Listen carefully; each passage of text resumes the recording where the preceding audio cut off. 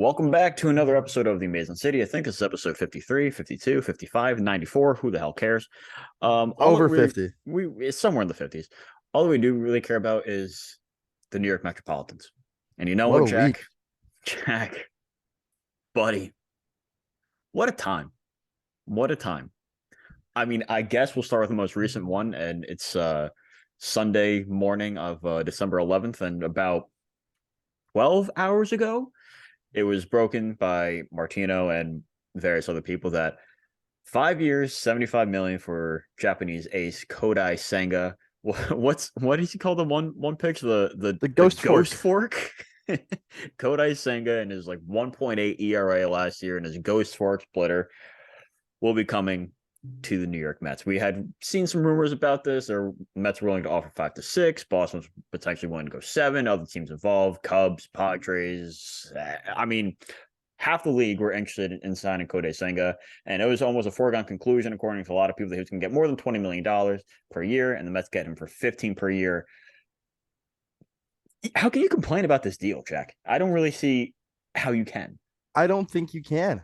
I mean, just thinking and looking about, or thinking about and looking at what some of the pitching market has done. You look at Jacob DeGrom, who got basically 6 guaranteed years. You have Jameson Tyone, who gets 4 for 68. Taiwan Walker, who gets 4 for 72. Carlos Rodon is looking for a 7-year deal around 200 million. Yeah. Like you have an incredibly heavy pitching market. I mean, Justin Verlander gets $86 million guaranteed and a very strong chance at a third year and a $35 million season. Andrew Heaney got like 14 a year. Right. Tyler Anderson gets 40 million on his deal. Zach Eflin, who's not someone I'd expect to get. I forgot about Zach. I mean, it's like a 345 deal for him. Like these are Three all for 40, strong. something like that. Yeah. These are all strong deals, but the Mets are able to get Kodai Senga on 5 years, 75 million. And obviously, there are risks with signing someone with zero logged in major league innings. You always have to acknowledge that. But if you ask me who is going to get the bigger market or the bigger contract, Yoshida or Senga, I would not have picked Yoshida. I mean, he gets Right. 5 years, effectively Five for 100, 90 plus the posting fee is right? like Effectively 104. $105 million from the Right. Red Sox. The Right. Red Sox are effectively paying $105 million for his services. The Mets are really only paying 15 a year for Sengas, which Right. is it's an impressive deal. And then when you look at the Jose Quintana deal, 2 years, 13 million a year, he was nails down the stretch for the Cardinals. Oh my God, he had an ERA like 2. It's like a 1.12 ERA down the final stretch. I mean, it's an incredibly He impressive. started game 1 of the wild card. Yeah, and he's a game one winner if the Cardinals play defense. If they play the Cardinal way, it's a game one winner for Jose Quintana. The Mets are Yeah. now, I think, the only team in history to have three number one game one starters from the previous year Yeah. on their in their rotation. With Scherzer, Verlander, and Quintana. It's pretty crazy, man. Like, I'm one of those guys that I would have. I was good with getting Senga because I saw the potential he had, but I also saw the risks that followed him. So I was also kind of more okay if he went to, say, the Cubs or something like that, and then you allocated that money to bring back a Chris Bassett or something like that. But now seeing the deal that it is at $15 million, It's a no brainer. that's a no brainer. It's a no brainer. Again, there's no way for me to complain about this deal, I think especially with 15 million. And there's still some holes on this team. You need to fill out the bullpen a little bit more, maybe get one more bat at 15 million. That still gives you some more room. Yeah, your payroll's at 350 right now, but and Steve Cohen clearly does not care. I think it's a perfect deal for the Mets because I think the floor of Senga is like a Jameson Tyone type of production. Not saying that that's his profile as a pitcher because it's not even close. But I think that that's his floor in the sense of like a 2.5 win pitcher, reliable, dependable. But again, just a 2.5 win pitcher. Whereas if you're more so looking at his ceiling, that is when I think you get into why it seemed like everyone thought his market would push 22, 23, 24 million a year. Right. I mean, he has Right. the potential to be a legitimate number two on a good team. Yeah, like when we first talked about him, I think you projected somewhere in the 6 to 130, 6 to 140 range. And I think And that's what people that's thought he was going to get. yeah, and that's where I kind of got scared off because I get the talent and I get the upside. That's a lot of money to a guy with zero major league innings. So that's where I was coming from, where I'd rather go out and resign Chris Bassett, go get another bat, go trade for some. I have no idea. I don't know what the move would Right. be following that case, but you get him for 15 million a year. You have to hand it to Steve Cohen and Billy Eppler. There were questions about Eppler going into this offseason after he built a 101 win team. And now I think it's pretty clear he's the right guy to run the New York Mets coming into 2023. That's I abundantly clear right now. Yeah, I mean, Mike came on the show last episode and he, said like he felt like a six was generous to give for a rate of confidence in Billy Eppler. I mean, both Right. agreed. Well, I think that was a lot with the trade deadline, though. Right. If you had And asked me this question before that, be closer to 8 or 9. still generous. Okay. But I think, to each their own. But I think the pessimism was fair. The deadline was underwhelming. It felt like they really worried about the Steve Cohen tax at the end of last winter. I mean, they reasonably looking at what they've done now. You ask yourself, well, why couldn't they have just gotten Schwarber? Like, if he Right. got 4 years, 80 million, the Mets easily could have done that. Sure. Or it was 5 years or 100 for 100, something like that. But It's looking 20 mil a year. 20 million a year, Mets could have done that. That's what the Mets are going to paying Edwin Diaz. Right. And not that you're picking Schwarber over Diaz, but they added that onto their books like it was nothing. Sure. So they could have done that. Yeah, They definitely 100%. they definitely could have done that. But looking at it now, it just seems as though the Mets were waiting for the right market. And it's pretty clear looking at this that they are playing this in a multi-year picture. Mhm. As you hope they do. But they are strongly playing this in a multi-year picture as they are going to have $50-ish million coming off the books this winter. You're going to have the Cano deal. You're going to have Carrasco. You'll have Canna, although I think he's an option for a third year. I'm not totally sure. Quintana, Escobar both have options for next year. You'll have Escobar's deal coming off the book. You'll have Peterson, a couple other guys. You're forgetting one big one. Robinson Cano's off the books after That's the this year as first well. name I said. Was it? Yeah. Oh, sorry. Shit. But you have 50-ish million clearing off the books. Potentially another 43 if Scherzer opts out.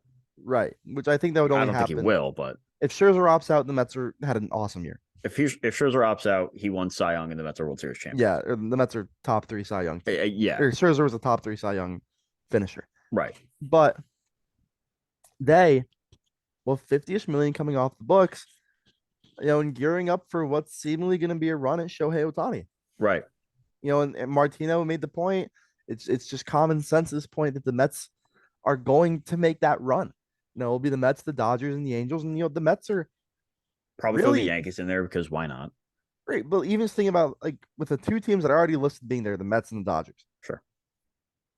The Mets are just outbidding the Dodgers left and right. Right. They outbid them for Verlander. They outbid them for Scherzer. The Dodgers got outbid by the Blue Jays for Kevin Kiermaier. I mean, I think they're okay with that though. The Trevor Bauer suspension and appeal is just hanging over their heads, and financially, that's $40 million. That has them in a stranglehold. Oh, sure. So it'll be interesting. It'll be really interesting. And another Mets fan I was talking to the other day, my friend Dill, made this point. It seems like the days of the best free agents waiting until the new year, after the new year to sign, it seems like it's over. I'm so happy about that too. Because also just looking at like some of the deals these guys are getting, it's clear that the short-term pitching market, those short-term deals have also pretty much that value, that average annual value is trickling into the long-term deals. I think I would have if you told me the Mets were going to give Taijuan Walker 2 years, 36 million. I'm like, all right, yeah, that's fine. Yeah. You got him a short-term deal. He's a good number 3, number 4. Do it. Works great. But he's getting that same AAV over 4 years. Right. We all saw that deal and we were like, what the hell? And You texted me, a couple other people texted me. I was like seeing it through like group chats and people I talked to. The consensus was, what the hell? it's It, but so I mean, it's when the you ballpark that that's bothers me too. With all due respect to Taiwan Walker, we've seen him pitch in Philly. Every time it's gone horribly, horribly wrong. So, one, from his standpoint, I mean, listen, get the bag, good for you, good for your family, God bless. But if I'm Philly and I'm that organization, I see how he's pitched in this ballpark the past couple of years. I don't think he's gotten out of the fourth inning. He has a career ERA over 5. He gives us a lot of home runs. So, gives a lot of yeah, home runs. And when he doesn't give up home runs and he's getting a lot of ground balls, that's not a defense that you feel comfortable with, Taiwan. no, and I mean, I think So that it was interesting on a lot of levels. when things are off I for don't know, man. Walker, when things are off for Walker, it's the home run ball, Mm-hmm. and that's gonna be a tough ballpark to do that in. Mm-hmm. And I think you kind of hope that, or I don't even know if there is a hope because now you're playing every team. The NL East for the most part, if you're a Philly, part of the saving grace is all right. Well, I'm playing 30-ish, 27 games a year, or no, like 36-ish games a year in pitchers parks. Mm-hmm. Because Truist is a pitcher's park for the most part. City Field is definitely a pitcher's park. DC plays as a pitcher's park when the pitching is decent. Miami's a pictures park, I Miami's would say so. absolutely a pitcher's park. No. So those are four pitcher's parks in the NL East. And so saving grace is you're playing 36, 40 games there a year. And you're playing 12 games against the Nationals, and they're going to be But awful that's for the next done. 5 years. Right. But that's done. Now you're playing all these more teams. Sure. So you're opening up to more pitcher's parks. So, into more hitters' parks. Yeah. So it'll be interesting. I think that the less games in your division is going to put an emphasis on fitting your ballpark more as a pitcher. Mm-hmm. And I just don't know how good of a fit that is. Yeah. Meanwhile, on the Mets side, where you kind of take his spot in the rotation, you fill with a guy with Jose Quintana, who only gave up, I think, 3 home runs all of last year, which is He had incredible. the best home runs per nine of any qualified pitcher in baseball. Again, it's almost the exact opposite of Taiwan to Philly. It's a better ballpark that suits him. He's pitched on the East Coast before. He's a ground ball guy, and this is one of the better defensive infields and teams in baseball. So I think it's a great fit. 13 million a year for a guy like Jose Quintana, more than okay with. But now here's an interesting thing. So you have Verlander, Scherzer, Senga, Carrasco, and Quintana. Plus you have the depth with Peterson, McGill, et cetera, et cetera.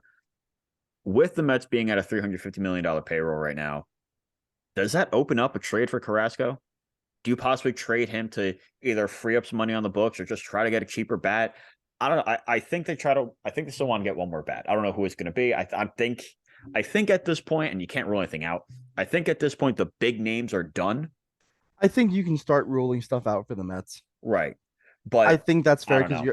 because the Mets are also in a spot where obviously they're not going to start putting in 400, $500 million. Right. We know Right. that. That's just not going to happen. They're not going to go out and sign every major free agent. Because at some point, you know, for as much of for as many silly things as he can say sometimes, Harold Reynolds did make the good point on MLB Network the other day that at some point you have to let your own kids play because one, you want to be cost efficient. You don't want to have to run a $400 million payroll every year, Right. but you also want to have guys your fans can root for. You want the homegrown guys like the Nimmos, the Alonsos, the McNeils. So you got to give Beatty and Alvarez some run. Absolutely. So I mean, what was the original question? If it opens up Oh, a big trade for names are done. Carrasco, I and the think big that names are done. yeah, the big names are done for the Mets. I think you can start counting that out. I mean, they need another reliever, Yeah. probably somewhere of like legitimately like a Michael Givens, Trevor May, Adam Ottavino. Which I think you can expect Ottavino not to be as good as he was last year. But He you was just kind ridiculous of last year.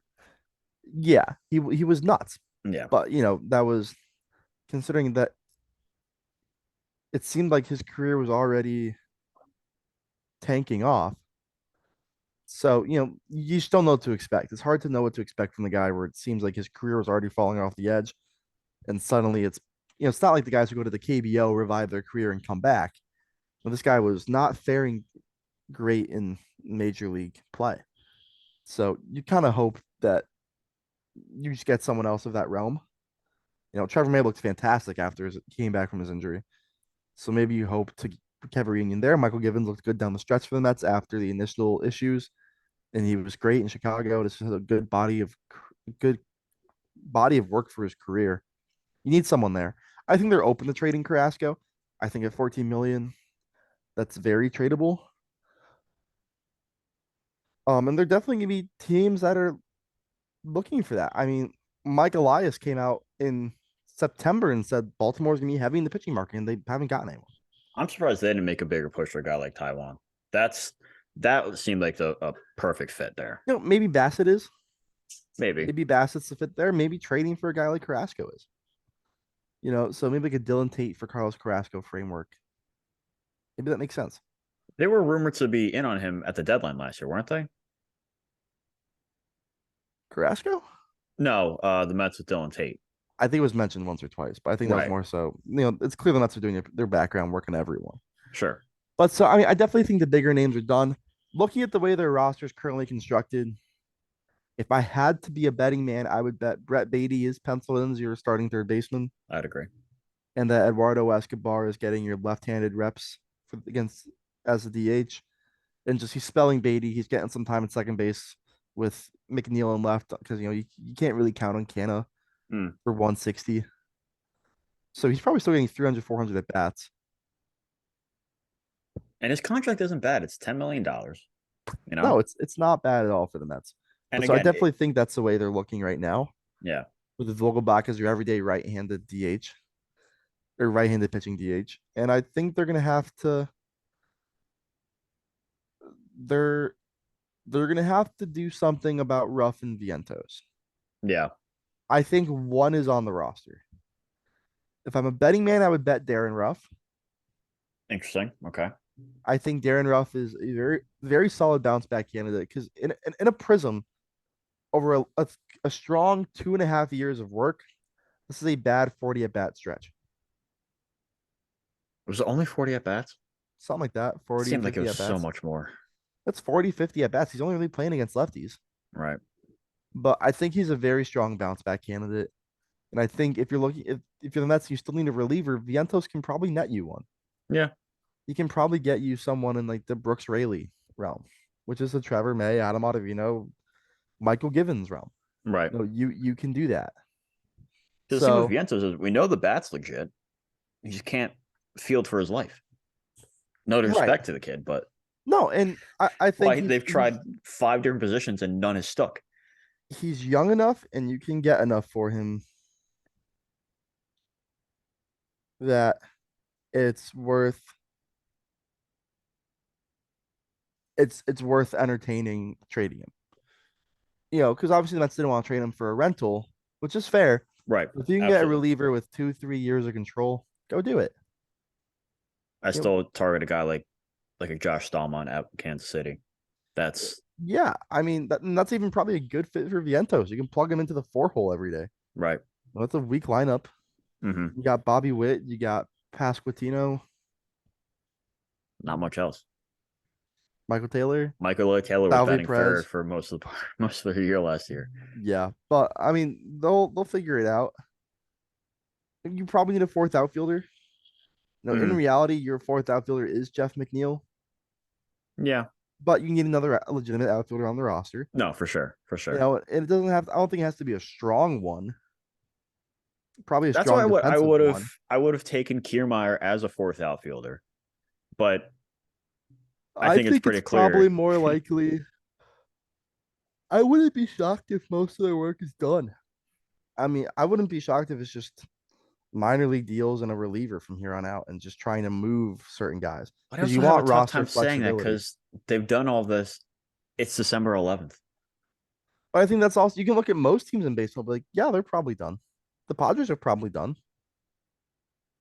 The Yankees after Rodon are probably done.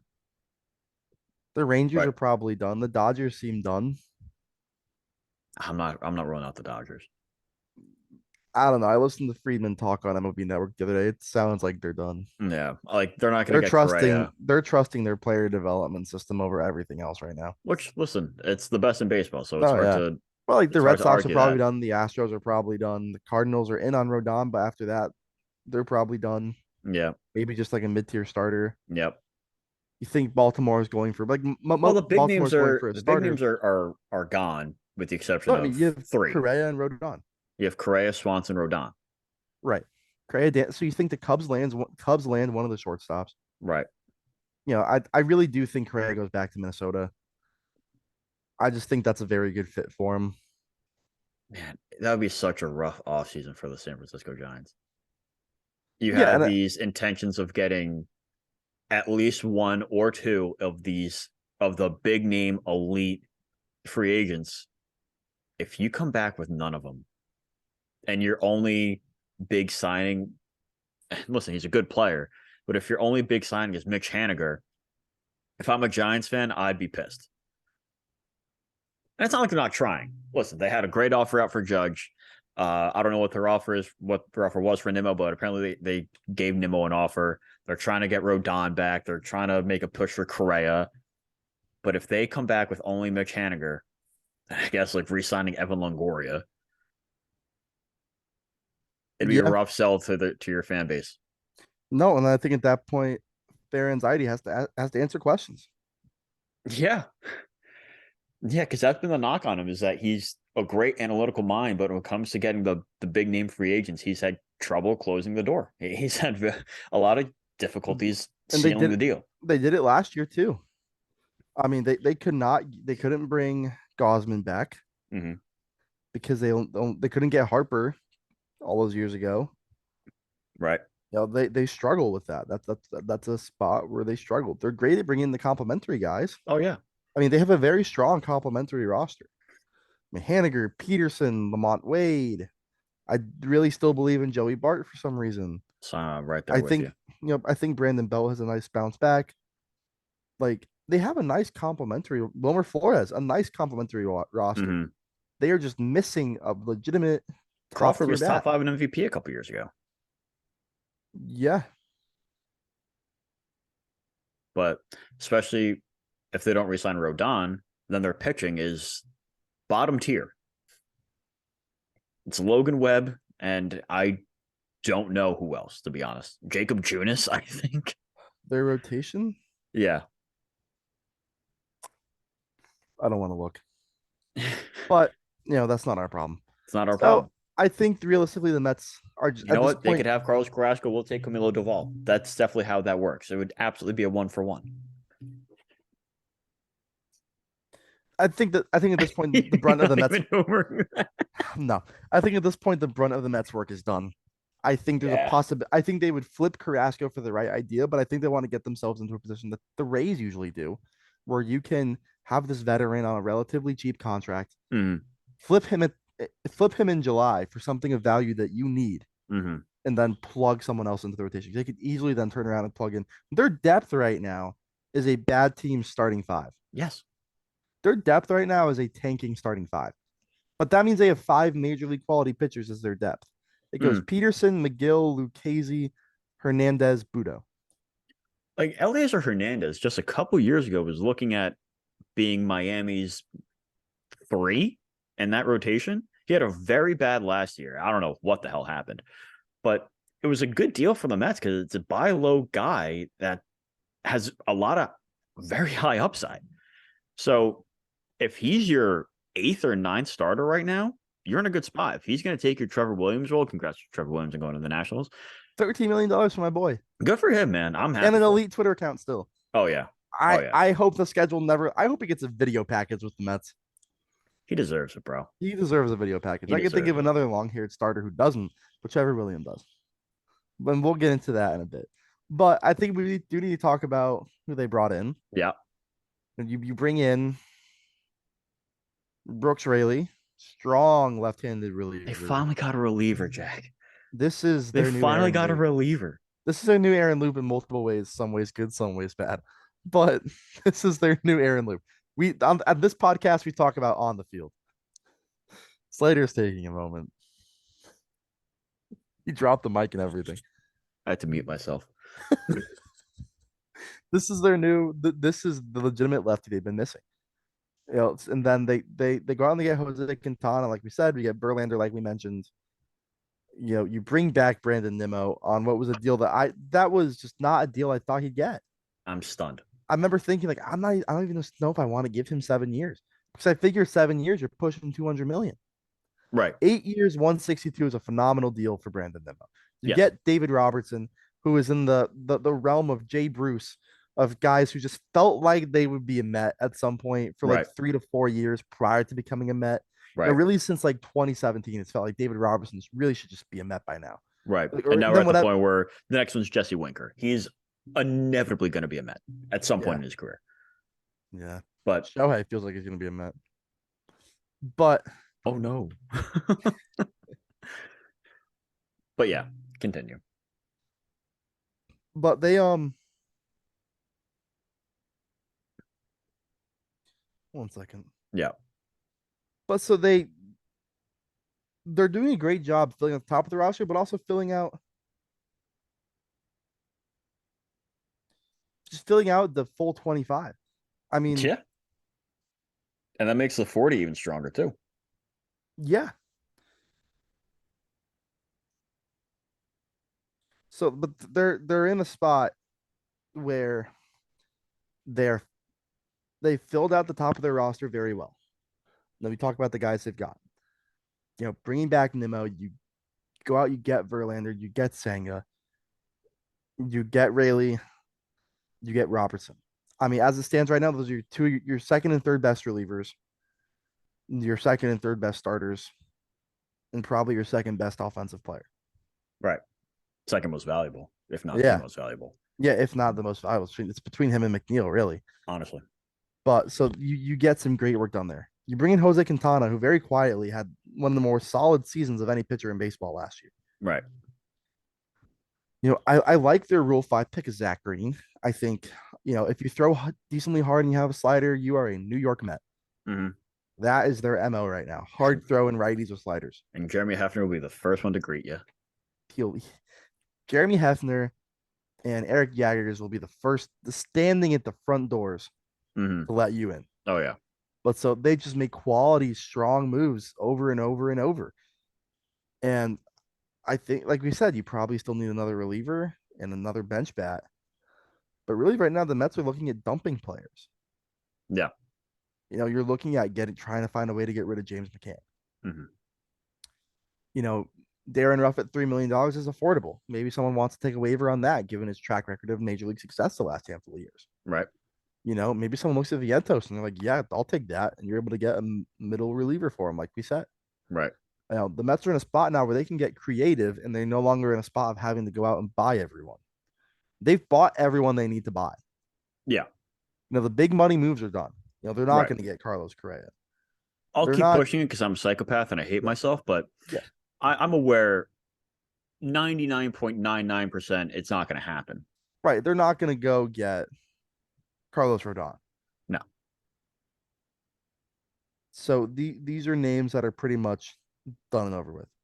But here's what the Mets are doing by using your terms of buying these players is you're, if you want to call it quote unquote, holding serve on your roster, which won 101 games last year, and improving by getting Verlander, who might be more dependable than DeGrom, or getting Kodai Senga with great upside.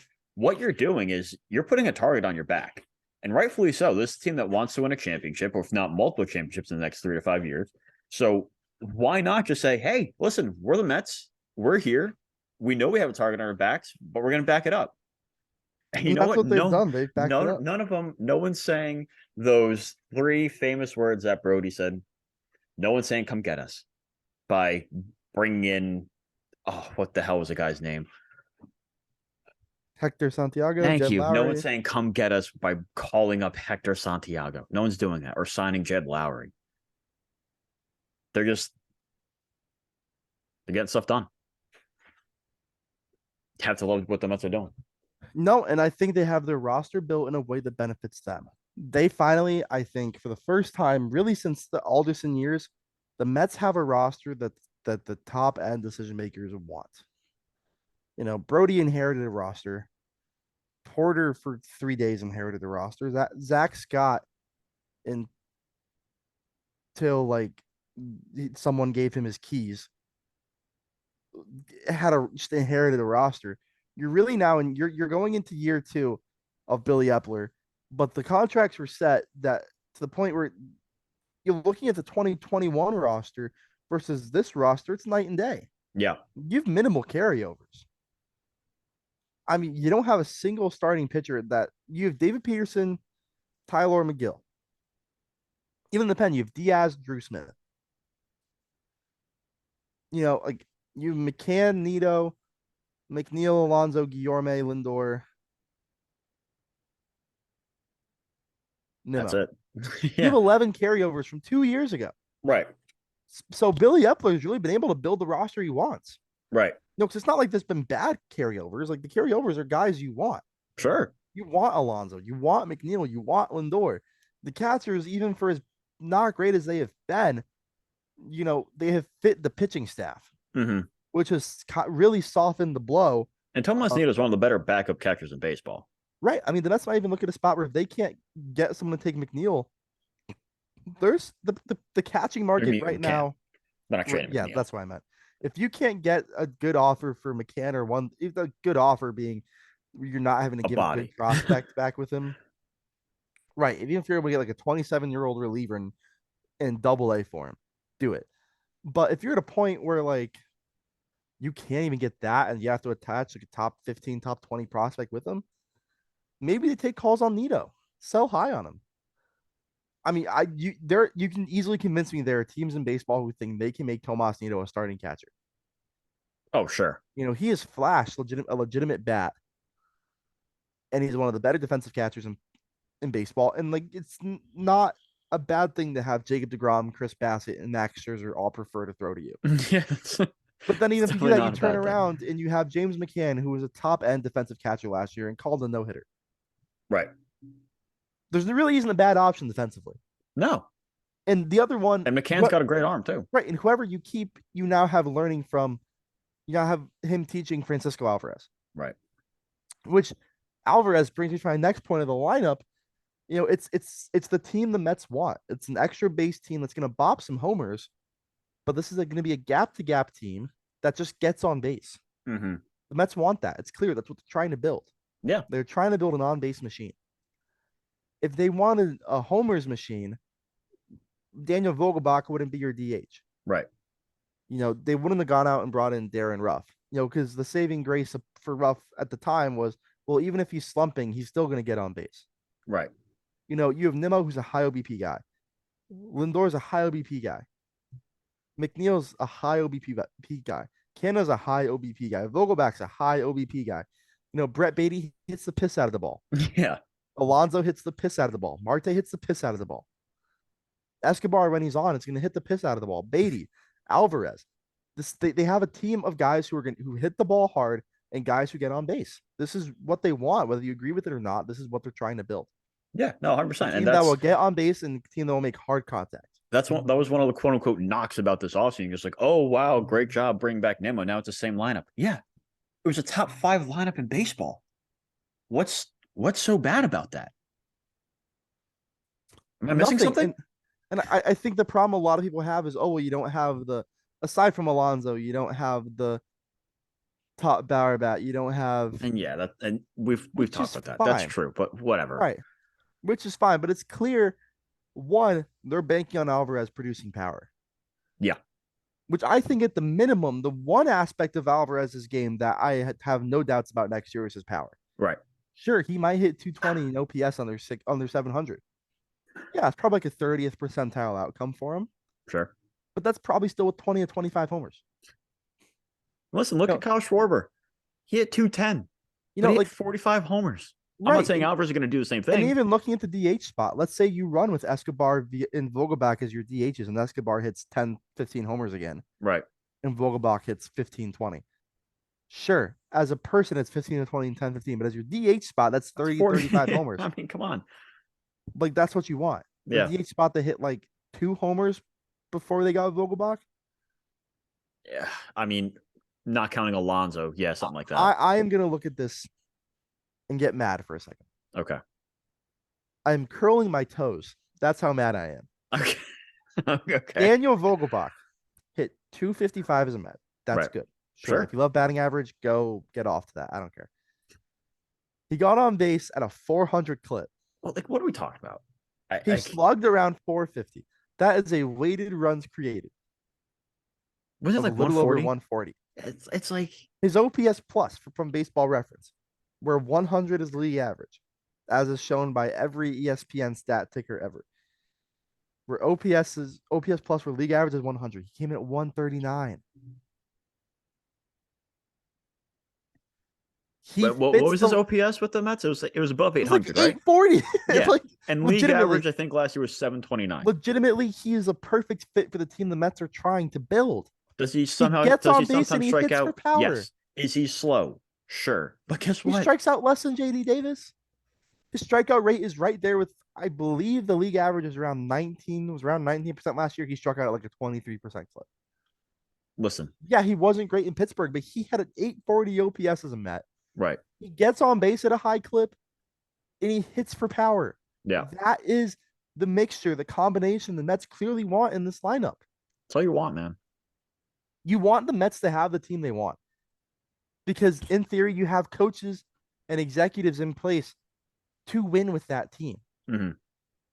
But if the Mets have coaches and executives, like whether it's the St. Lucie jobs or the coordinators or whatever in place, these guys are in place to work with a high strikeout pitching staff, a high walk, high power lineup. You want those type of guys in place. Oh, yeah. It seems like the Mets pitching staff is going to be geared towards limiting home runs. Senga limits home runs. Quintana limits home runs. Verlander limits home runs. Scherzer limits home runs. Diaz limits home runs. Robertson and Rayleigh, they limit home runs. That's what they're Yeah. building. If they wanted a team that was never going to walk anyone, they wouldn't have signed Kodai Senga Yeah. because that's Yeah. not who he is as a pitcher. He's susceptible to the walk. But they are building a home run prevention pitching staff. I mean, if you're looking at the recent reports that came out on the baseball and how the MLB gives out ones, supposedly they gave out ones that are more juiced when they want more home runs. Right. Not confirmed. Obviously, the league office isn't going to confirm that. God, But no. this is a private investigation that was done. Mm-hmm. If that's the case, you want a pitching staff that can keep the ball in the ballpark no matter what baseball they're using. Right. So I think they're building a roster that they like. And as for the bullpen, they're clearly going to give some of the younger guys some run. Good. It really seems like Green, Montes de Oca, and Writings are going to get run. William Woods might get some run. Jeff Brigham probably going to get some run. Yeah. And this is what you want. You want to be able to develop young, sustainable, affordable pitching. And you cannot at all fault them for going out and building the team they want. Yeah. Now, while you're all amped up and curling your toes and pissed off, let's talk Jacob deGrom, shall we? Because we can't go this entire episode and ignore the fact that he's not with the Mets anymore. We can't ignore the fact that he devastated the entire fan base by, I guess, if you want to use the term, spurring the Mets and not giving them a final chance to max offer. They weren't going to max offer, but still, the courtesy call. Goes to Texas, 5 years, 185, an option for 6 years, make it 222. Jack has now grabbed the football and he is about to pop it. And then let's face it, in his press conference, he didn't necessarily say glowing things about the Mets and the organization. He acknowledged the fans, which I guess thanks, bud. But yeah, I mean, listen, how can you knock him? He goes to Texas with a World Series pedigree. They've won so many titles in the past 20 years or so. Right. And with their Definitely didn't just roster, fire their general manager they're bound to win so many more World Series. I mean, last year, I'm not even going to look, but they've won 110 games last year, right? definitely. Something like that. Sure. You'd think based on their World Series pedigree and their vision. It's a World Series pedigree. I saw somewhere that they must have flipped the record because someone said they only won 68 games last year. There's no way. There's no way. Look, I think you thank Jake for pissing Steve off to the point that they rage spent on Nimmo, Senga, and Robertson. I just think it's the timeliness is there because like Nimmo, sorry, DeGrom has his press conference. He says the things he does say, and then 4 hours later, within 5 minutes, Nimmo and Robertson get signed. And Then they then two sign days later, Quintana, and then they sign Kodai Senga. It's incredible. Again, you thank Jake for the years that he spent here and being a top two pitcher in this franchise's history. yeah, Some it may felt even like say that he was the best pitcher in franchise history. it felt like the trajectory he was on. He was getting close to top one. Yeah, he was going to be top two and not two. But Yeah, he you thank him decided for that, and he decided Texas was more likely to win a World Series in the next 5 years. and you wish him the best. Short, sweet, to the point.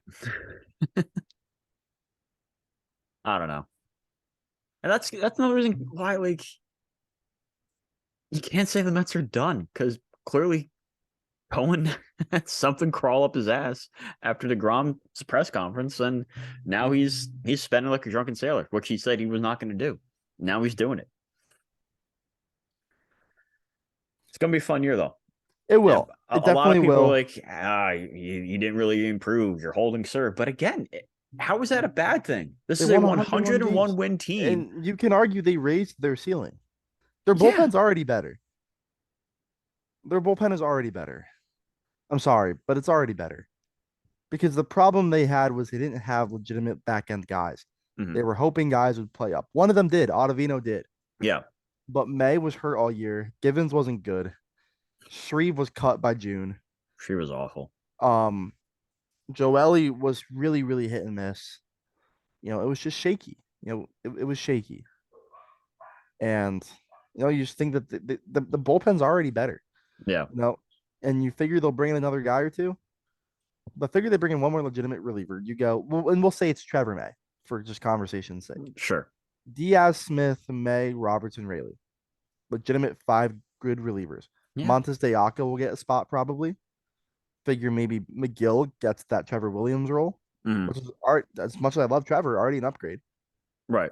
because there's much higher upside with McGill. And you give the last one to Writings or Nagosic or Sure. Hernandez The or eighth guy is Woods. always a revolving door. Right. So it's already a better bullpen. Assuming that in the next 3 months they can get one more legitimate reliever. Mind you, the reliever market has not started to go yet. No, whether it You be know, Trevor May or Andrew Chafin, we see it in the someone. we see every year. Once the reliever market goes, it goes and it booms for like 3 days, and then they're all Mm-hmm. off the board. It's been Kenley, it's been the Red Sox signing relievers, and that's really about it so far. Yeah. The Padres retained their two guys, Suarez and Martinez, but after that, Right, it's but not been a counting pretty, retentions, it's been pretty Boston, and that's about it. yeah, So you think the Mets can get one more, but that's really about it. yeah. I mean, they're in phenomenal shape. To have all this done by December 11th is nuts. Oh It's my god. nuts. Their rotation's set, their lineup is set, and they have the flexibility to be able to move guys around Mm-hmm. that you feel like might not be a great fit. You can just straight up cut McCann. I don't You think they can. will because You don't then think they they still will, have to but pay him. But who listen, you never cares? know. Who cares? No, I mean, I do think it comes to a point where if you don't have a trade partner for him, you release him. And he goes possible. signs for a vet minimum elsewhere. I Like do think how they want opening day. Alvarez is their main catcher. it'll be Alvarez and Nito. Yeah, I think James McCann has played his last game as a Met. And I definitely, I think one of Ruff or Vientos will be moved. I think at some point you also have to think of Vientos as a person, and I don't think sending this to Syracuse again is going to do him any good. no, At that point, just sell on him while he still has all his gears of control. yeah, yeah, absolutely. Even if it takes attaching Vientos to a guy like McCann just to get that contract off the books, Right. And maybe that's the move they make. maybe it is. You send them both to, again, just because it's a team that makes sense because they need catchers and they need bats. If you send them both to Tampa, you know, Yeah. figure something No, out, get an arm for that combination, get some money off the books, and you improve your bullpen even more. yeah. I mean, they have a lot of options. I'll throw this at you. I'll throw this at you. Oh no. McCann, no, it's revolving the Tampa offer. Oh, okay. Yeah, yeah. McCann and Vientos, Mauricio, whatever it may be. It'll be Vientos. It'll probably be Vientos. Andrew Kittredge, or however you say his name. Tampa still wants to compete. And I know they can just pull relievers out of their asses, but I think it really depends on what they come down to wanting to do. So I'm not going to give any indication either way on that. Okay. I do think the Mets move Vientos, and maybe that is attaching Vientos to McCann. Because you're killing two birds with one stone. Right. You're opening up that roster. You're opening up that DH spot and that roster spot for Brett Beatty. So, I mean, in theory, if you have 13 bats, you have your 8 starters with Beatty at third. Well, you have your currently you have your 3 outfielders. Yep. Figure they bring in a fourth. Yep. You have your 4 infield starters, Guillorme and Escobar. That's now 10. You have your 2 catchers. That's 12. Mm-hmm. And then you have Vientos, Ruff, McCann. Another revolving door. Not even. It's just 3 guys. I mean, it wasn't even really a revolving door last year until guys got hurt. Right. But no, ideally you don't want that to be a revolving door. You Yeah. want to have your bench set. You want to have a strong 4-man bench. But so you really with 12 guys set, with the 11 internal and then the 4th outfielder they will inevitably bring in. You have those 12 guys in the last spot really between Escobar or between Vientos and Ruff. Mm-hmm. And I think attaching Vientos to McCann makes it appealing to some teams, definitely. Yeah. And I think that's something that's will have to explore because you're killing 2 birds with 1 stone. So I definitely think it's something to look at. That really does make the most sense. It's still very early in the offseason, and I think the fact that I mean, they had 3 months to get a 4th outfielder, a reliever, and the move McCann and Vientos. Yeah. They have 3 months to do that. You have all these storylines, and again, it's not even Christmas. I think not only is this good for the Mets, I think this is just it's a good thing for baseball that we're finally talking about players signing and going places and big names being off the board before the winter meetings, before pitchers and catchers report in February near freaking Valentine's Day. This is good for baseball. And it's not just the Mets, it's the Padres spending, it's other teams willing to spend, it's the Cubs wanting to spend again. This is a good thing for the game of baseball. No, I mean, Steve Cohen has pushed baseball in a direction it needed to go. Yeah. Steve Cohen and Pat Seidler. Phil Seidler. Sorry. Pat Seidler, whichever one it is. Peter. Mets owner. Peter, really? I think it's Peter. Mets ownership. Guy? Yeah, Mets ownership and Padres ownership have pushed baseball in a direction that it needs to go. Yeah. I don't care if Xander Bogaerts is making $25 million at 41 years old. It's not my fucking money. I don't care if Justin Verlander is 43, pitching 150 innings and making $35 million. It's not my fucking money. Who cares? Mets gave Nimmo 8 years. Not my fucking money. If the Mets are run well we'll by worry then, about that in 6 years. Great. If by then the Mets are still being run well, Alex Ramirez is an all-star center fielder, and Nimmo's kind of carrying weight as your 4th outfielder. Like, who cares?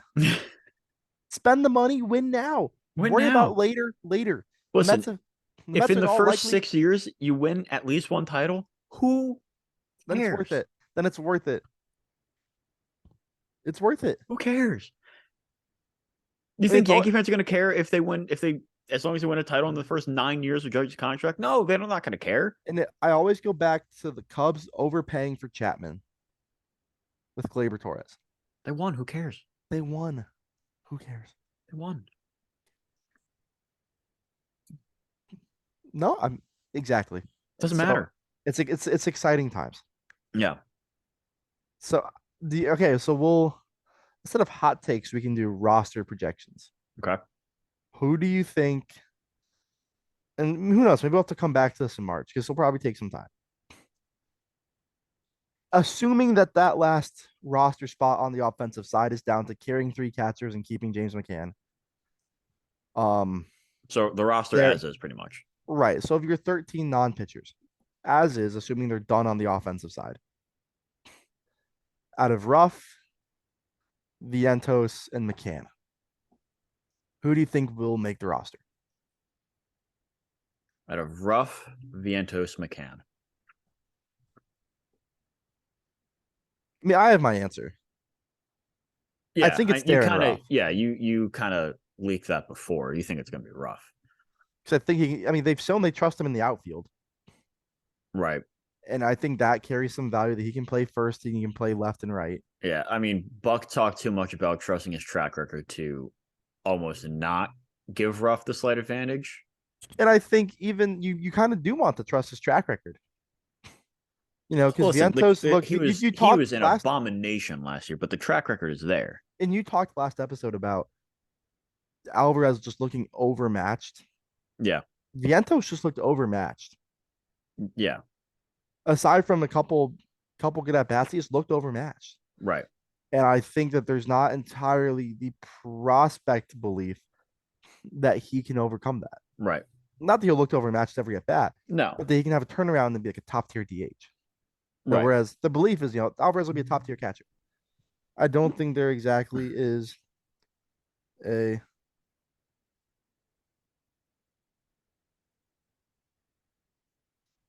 I think there is a pessimism around Vientos being a Mm. long-term offensive piece for any team. I mean, that's But yeah. I definitely think they'll give the edge to Ruff. And, the if Ruff figures it out and is good again, he's a bargain at $3 million. Same way Vogelbach is a bargain at 1.5. Listen, I think Vogelbach already is a bargain at 1.5. Right. And 3 million He is. is 3 million is nothing. That's I'm pocket. not gonna. He's That not getting is paid a like lot of money, that but is like 1% of their current payroll. 3 million is nothing. But he was so bad. He was so bad. But it's telling to me that in the wild card series, Darren Ruff at least got at bats, whereas James McCann didn't even sniff the field. So I think that was pretty telling. I think they still have belief in Ruff as a bounce back candidate, like you're saying, and as we said before, they trust his track record. He has a good track record, especially in the past 5 or so years against left-handed pitching. So I think I think as of now, I don't want it to be just because of the recency bias of how bad he was last year, but I think I'd give the slight edge to Darren Ruff over Vientos and McCann for all the reasons we've stated. McCann, I think they want to trade him as desperately as anything. I think Vientos is one of the candidates that could be attached to James McCann to make a trade more attractive to the other teams. So therefore, I think almost by default, it has to be Ruff. Yeah. I don't know if I listen, we don't know if he's gonna be on the roster, and quite frankly, I hope he's not on the roster because of how bad he was, but you never know. Yeah. And you just hope he can find a way to bounce back. Yeah. I'm not asking him to have a 900 OPS. Just hit the damn ball. He didn't do that last year. No, at least not with the Mets. So No, I he mean, did not. I think you definitely give the edge Yeah. to And then we'll see how this offseason plays out. Still yeah. some good depth pieces on the board in terms of free agency. We know the trade market at some point is going to pick up as it always does, but we'll see. It's hard to complain right now as a Mets fan. It really is. I think you'd really have to try to complain as a Mets So now fan. let's ask the question again. Last week or last episode, we all kind of agreed that around a 6 for Billy Eppler. Now, where's your confidence in Billy Eppler? 8. There you go. There you go. In the span of 2 weeks, we've grown more confident in the guy running this organization. No, and I just think it's hard not to be confident in him right now. He's made very strong moves. Yeah. And none have been overpays, which is, I think, another key thing. Yeah, Like they've all been. like the Padres paying Xander, that's an overpay. The Red Sox paying Kenley was an overpay. But you know what?